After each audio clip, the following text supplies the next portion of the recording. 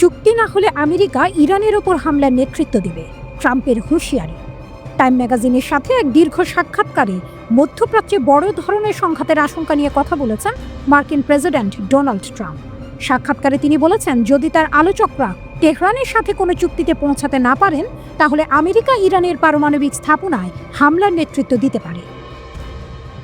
Time ম্যাগাজিনকে মার্কিন president বলেন, যদি আমরা কোনো চুক্তিতে পৌঁছাতে না পারি, তাহলে আমি এই জোটের নেতৃত্ব দেব।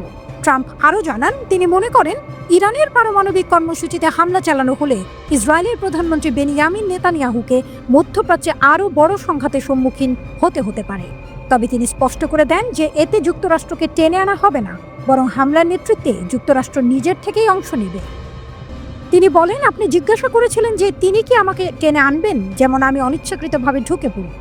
না, যদি আমরা কোনো চুক্তিতে পৌঁছাতে না পারি, তবে আমি খুব স্বেচ্ছায় ঢুকতে পারি।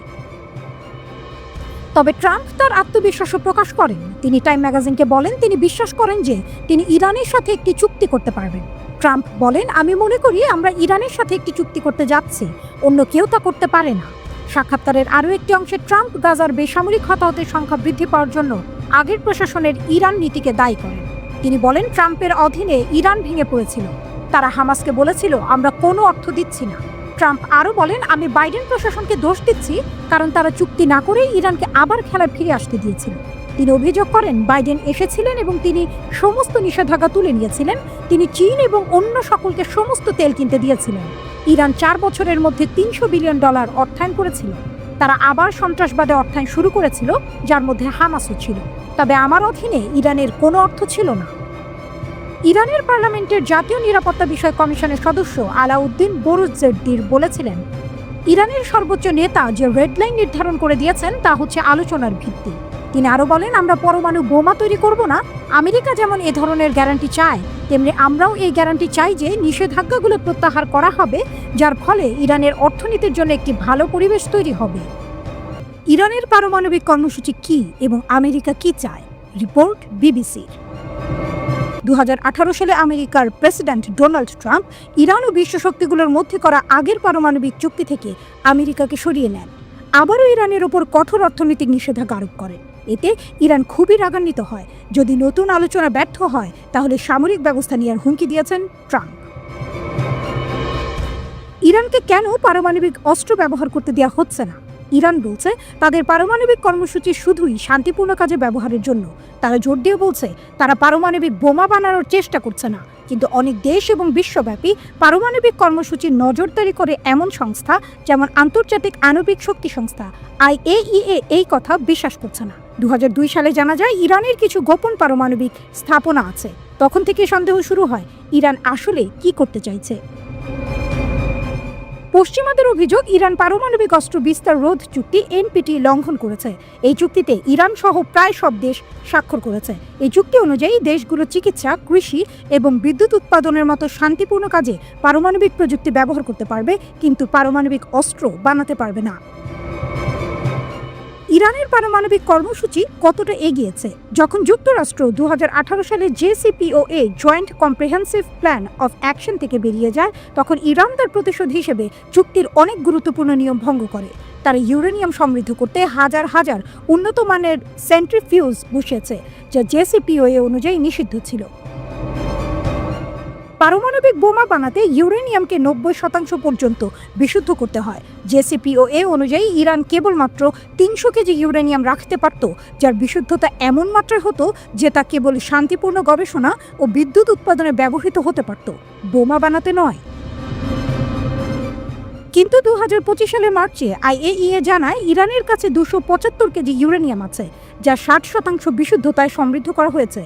ইরান যদি এটি আরও বিশুদ্ধ করে, তাহলে তা দিয়ে প্রায় 6টি পারমাণবিক বোমা বানানো সম্ভব। আমেরিকান কর্মকর্তারা বলছেন ইরান 1 সপ্তাহেরও কম সময়ের মধ্যে একটি বোমা বানানোর মতো ইউরেনিয়াম তৈরি করতে পারে। তবে পুরো একটি পারমাণবিক অস্ত্র বানাতে ইরানের 1 বছর থেকে 18 মাস সময় লাগতে পারে। কেউ কেউ বলছেন 6 মাস বা তারও কম সময়ে একটি প্রাথমিক অস্ত্র বানানো সম্ভব। ট্রাম্প কেন চুক্তি থেকে সরে এসেছিলেন? 2010 সাল থেকে জাতিসংঘ, আমেরিকা ও ইউরোপীয় ইউনিয়ন ইরানের ওপর কঠোর অর্থনৈতিক নিষেধাজ্ঞা দেয়। কারণ সন্দেহ করা হচ্ছিল যে ইরান বোমা বানানোর জন্য এই কর্মসূচি ব্যবহার করছে। এই নিষেধাজ্ঞার কারণে ইরান তেল বিক্রি করতে পারেনি এবং তাদের প্রায় $100 বিলিয়ন বৈদেশিক সম্পদ আটকে দেওয়া হয়েছে। এর ফলে ইরানের অর্থনীতি ভেঙে পড়ে এবং মুদ্রার মান খুব কমে যায়, এতে দ্রব্যমূল্যও বেড়ে যায়। 2015 সালে ইরান ও 6টি বিশ্ব শক্তি আমেরিকা, চীন, ফ্রান্স, রাশিয়া, জার্মানি এবং যুক্তরাজ্য দীর্ঘ আলোচনার পর JCPOA চুক্তি করে। এই চুক্তিতে ইরান পারমাণবিক কর্মসূচি সীমিত রাখতে সম্মত হয় এবং AEEA-কে তাদের সব পারমাণবিক স্থাপনায় প্রবেশের অনুমতি দেয়। বিনিময়ে বিশ্ব শক্তিগুলো ইরানের ওপর থাকা নিষেধাজ্ঞা তুলে নেয়। চুক্তিটি 15 বছর পর্যন্ত চলার কথা ছিল, যার পরে নিষেধাজ্ঞাগুলো শেষ হয়ে যেত। কিন্তু ট্রাম্প যখন 2018 সালে প্রেসিডেন্ট হন, তখন তিনি যুক্তরাষ্ট্রকে এই চুক্তি থেকে বের করে নেন। তিনি বলেন এটি একটি খারাপ চুক্তি কারণ এটি স্থায়ী নয় এবং এতে ইরানের ক্ষেপণাস্ত্র কর্মসূচির মতো গুরুত্বপূর্ণ বিষয়গুলো উপেক্ষা করা হয়েছে। তিনি ইরানকে একটি নতুন এবং আরও শক্তিশালী চুক্তিতে রাজি করাতে চেয়েছিলেন এবং তাই সর্বোচ্চ চাপ প্রয়োগ করতে আবার নিষেধাজ্ঞা জারি করেন। ট্রাম্পের এই সিদ্ধান্তে ইসরায়েল এবং অন্যান্য আঞ্চলিক মিত্ররা খুশি হয়েছিল, কারণ তারা শুরু থেকেই চুক্তির বিরোধিতা করে আসছিল। ইসরায়েল অভিযোগ করে ইরান এখনও গোপনে পারমাণবিক কর্মসূচি চালাচ্ছে এবং সতর্ক করে দেয় যে নিষেধাজ্ঞা তুলে নেওয়া হলে ইরান সামরিকভাবে আরও শক্তিশালী হয়ে উঠবে। আমেরিকা ও ইসরায়েল এখন কি চায়? ট্রাম্প যখন বলেন যে তিনি আবার আলোচনায় বসতে চান, তখন তা ইসরায়েলকে অবাক করে। তিনি আগে থেকেই বলছিলেন তিনি JCPOA এর চেয়ে ভালো একটি চুক্তি করবেন, যদিও এখন পর্যন্ত ইরান নতুন করে আলোচনায় বসতে রাজি হননি। ট্রাম্প এর আগে সতর্ক করে বলেছিলেন ইরান যদি চুক্তি না করে তাহলে বোমা বর্ষণ হবে। তার জাতীয় নিরাপত্তা উপদেষ্টা মাইক ওয়ালটজ বলেছেন ট্রাম্প চান ইরানের পারমাণবিক কর্মসূচি সম্পূর্ণরূপে ধ্বংস হয়ে যাক। এর মধ্যে রয়েছে ইউরেনিয়াম সমৃদ্ধকরণ, অস্ত্র বানানো এবং ক্ষেপণাস্ত্র কর্মসূচি। যদিও ট্রাম্প বলেছেন আলোচনায় সরাসরি বসবেন, ইরানের পররাষ্ট্রমন্ত্রী আব্বাস আরাকচি বলেছেন ওমানে এই আলোচনা পরোক্ষ হবে। তিনি বলেন ইরান আলোচনায় বসতে রাজি, কিন্তু ট্রাম্পকে প্রথমে স্বীকার করতে হবে যে কোনো ধরনের সামরিক হুমকি থাকবে না। ট্রাম্প এই ঘোষণা দেওয়ার পর ইসরায়েলের প্রধানমন্ত্রী বেনিয়ামিন নেতানিয়াহু বলেন একমাত্র গ্রহণযোগ্য চুক্তি হলো ইরান তাদের পারমাণবিক কর্মসূচি সম্পূর্ণরূপে বন্ধ করবে। তিনি বলেন এর অর্থ হলো আমরা আমেরিকার নেতৃত্বে ভিতরে ঢুকে পড়ব, সব স্থাপনাগুলো ধ্বংস করব এবং সরঞ্জাম ভেঙে ফেলব। ইসরায়েলের সবচেয়ে বড় ভয় হলো ট্রাম্প হয়তো সম্পূর্ণ আত্মসমর্পণের বদলে ইরানের সঙ্গে একটা মাঝামাঝি চুক্তি করে ফেলবেন, যেটা তিনি নিজের সাফল্য হিসেবে দেখাতে পারেন। ইসরায়েল NPT চুক্তিতে সই করেনি, দেশটির পারমাণবিক অস্ত্র আছে বলে বিশ্বাস করা হয়, যদিও তারা এটি স্বীকার বা অস্বীকার করেনি। তাদের মতে ইরান যদি পারমাণবিক অস্ত্র পায় তাহলে সেটা ইসরায়েলের জন্য বড় হুমকি হবে, কারণ ইরান ইসরায়েলের অস্তিত্বকে স্বীকার করে না। মার্কিন যুক্তরাষ্ট্র ও ইসরায়েল কি ইরানে হামলা করতে পারে? আমেরিকা ও ইসরায়েল দুটো দেশেই সামরিক সক্ষমতা আছে, ইরানের পারমাণবিক স্থাপনাগুলোর ওপর বোমা ফেলতে সক্ষম, কিন্তু এইরকম অভিযান খুবই জটিল ও ঝুঁকিপূর্ণ এবং এর ফলাফল অনিশ্চিত। ইরানের প্রধান পারমাণবিক স্থাপনাগুলো মাটির অনেক গভীরে বানানো হয়েছে, তাই সেগুলোতে পৌঁছাতে গেলে খুব শক্তিশালী বাংকার ধ্বংসকারী বোমা দরকার। আমেরিকার কাছে এমন বোমা আছে, কিন্তু ইসরায়েলের আছে কিনা তা স্পষ্ট নয়।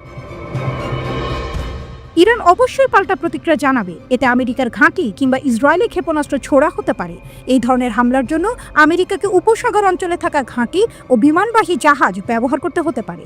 তবে কাতার সহ কিছু দেশ যেখানে বড় মার্কিন ঘাঁটি আছে, তারা হয়তো প্রতিশোধের ভয়ে এই হামলায় সহযোগিতা করতে রাজি নাও হতে পারে।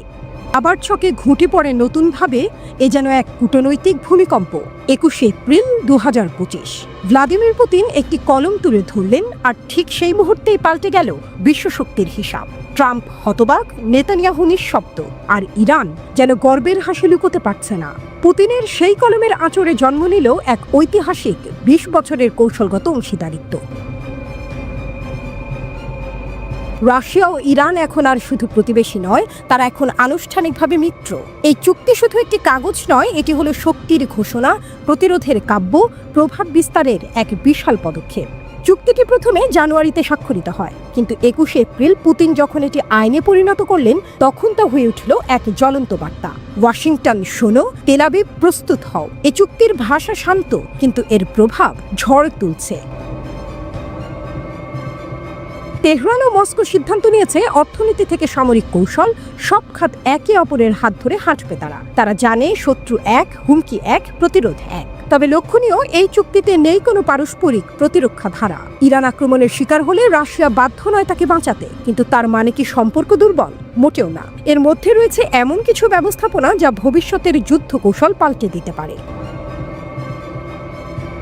চুক্তির কেন্দ্রবিন্দু হলো একটি সামরিক কর্মী গোষ্ঠীর গঠন, যাদের কাজ হবে প্রতিরক্ষা সহযোগিতার রূপরেখা তৈরি ও বাস্তবায়ন। এই কর্মসূচির আওতায় থাকবে সামরিক বিশেষজ্ঞ প্রতিনিধিদের বিনিময়, জ্ঞান ও কৌশল আদান প্রদানের মাধ্যমে শক্তি বৃদ্ধি, রাশিয়ান ও ইরানি নৌবাহিনীর বন্দর সফর, দূরত্ব কমবে, বোঝাপড়া বাড়বে, যৌথ প্রশিক্ষণ কর্মসূচি, সামরিক প্রস্তুতির ক্ষেত্রে গড়ে তোলা, ক্যাডেট ও প্রশিক্ষকদের বিনিময়, ভবিষ্যতের সৈনিকদের একই ধাঁচে গড়া, আন্তর্জাতিক প্রতিরক্ষা প্রদর্শনীতে অংশগ্রহণ, বিশ্বমঞ্চে একত্র অবস্থান, ক্রীড়া ও সাংস্কৃতিক প্রতিযোগিতা। শক্তি শুধু বন্দুক নয়, সম্পর্কেরও। সমুদ্রে যৌথ উদ্ধার ও জলদস্যুতা প্রতিরোধ অভিযান, একসাথে রক্ষা করবে নৌপথ। এ যেন শুধু সামরিক সম্পর্ক নয়, একে বলা যায় আত্মিক বন্ধন।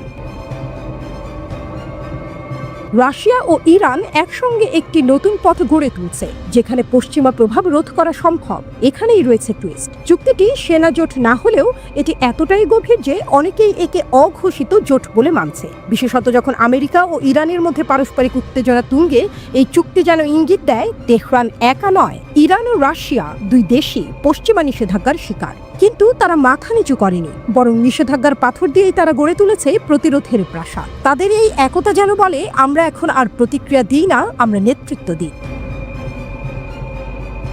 তেহরানের দিকে ঘোর সন্দেহের চোখে তাকিয়ে আছে ইসরায়েল। তারা জানে এই জোট শুধু কূটনীতির নয়, এটি সম্ভাব্য পারমাণবিক যুদ্ধের পূর্বাভাসও হতে পারে। বিশ্লেষকরা বলছেন, ইসরায়েল এখন হয়তো আন্তর্জাতিক চাপ বাড়াবে, নয়তো হামলার প্রস্তুতি নেবে। ইসরায়েলও থেমে নেই, তারা তাদের সামরিক অবস্থান জোরদার করছে। যুক্তরাষ্ট্রের সঙ্গে তাদের সম্পর্ক আরও ঘনিষ্ঠ হচ্ছে, কিন্তু মস্কো তেহরানের পাশে, শক্ত হাতে।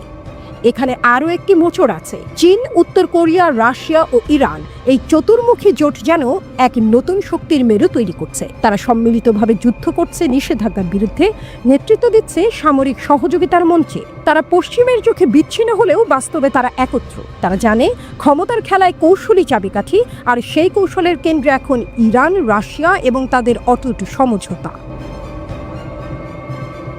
তাদের চুক্তি, তাদের বন্ধন, তাদের অভ্যন্তরীণ ঐক্য, এগুলি একসাথে এক অপ্রতিরোধ্য ফ্রন্ট গড়ে তুলেছে। পুতিনের মাস্টার স্ট্রোক সম্পন্ন হয়েছে। তিনি কেবল একটি চুক্তিতে সই করেননি, তিনি এক নতুন যুগের সূচনা করেছেন। এ যুগ প্রতিরোধের, এ যুগ আত্মনির্ভরতার, এই যুগ এক নতুন বিশ্ব ব্যবস্থার। এখন সময় প্রশ্ন করার, কে থাকবে কোন পক্ষের পাশে? আমেরিকা কি নতুন কৌশল আনবে? ইসরায়েল কি ধৈর্য হারাবে? আর তেহরান ও মস্কো, তারা কি শুধুই প্রতিক্রিয়া দেবে নাকি নেতৃত্ব দেবে? বিশ্ব তাকিয়ে আছে। দাবার বোর্ড সাজানো, পুতিন চাল দিয়েছেন, এবার পালা বাকিদের। এটাই পুতিনের মাস্টার স্ট্রোক, এটাই ইরান রাশিয়া যুগের সূচনা, এটাই ইতিহাসের নতুন অধ্যায়। আর ইতিহাস সবসময় সাহসীদের পক্ষেই কলম চালায়।